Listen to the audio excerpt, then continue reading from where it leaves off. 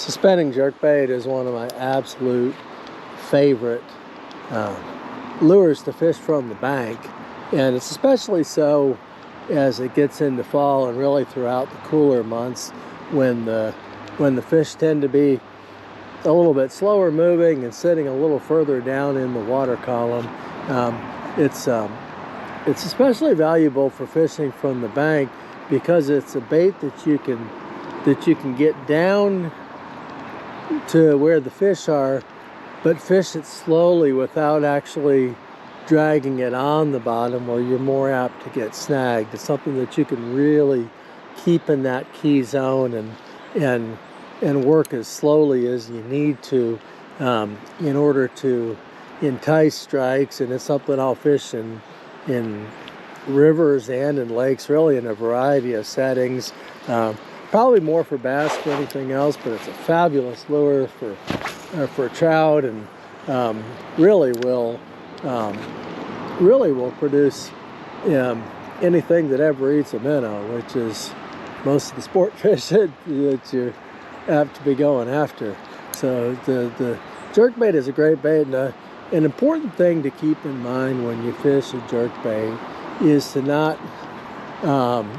fall into a rut when you're presenting it. I admittedly have somewhat of a default cadence. I'll twitch the bait twice, pause it for a moment, twitch it once, twitch it twice, pause it a little bit, twitch it once, and try to pay attention to when the fish are hitting.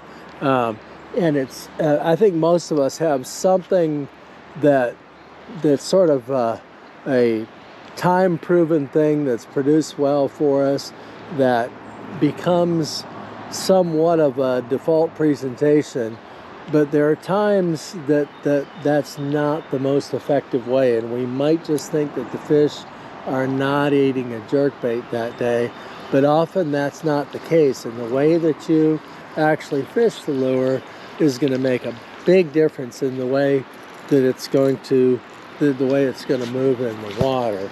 And there are a few important variables.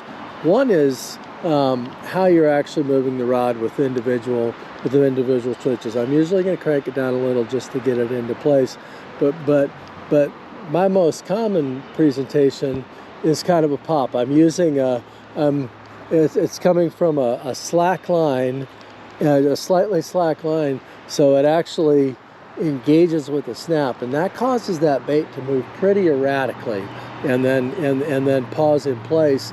However, by simply tightening the line all the way and doing more of a pull instead of a jerk, that totally changes the action. That causes a much tighter, much more controlled wiggle, and sometimes that's what the fish want. The whole, just the difference between whether you're popping it or pulling it can make a huge difference in whether or not you're able to trigger strikes. Another difference is the length of each of the pulls or pauses, how far the bait moves in the water. That affects how actively it's moving.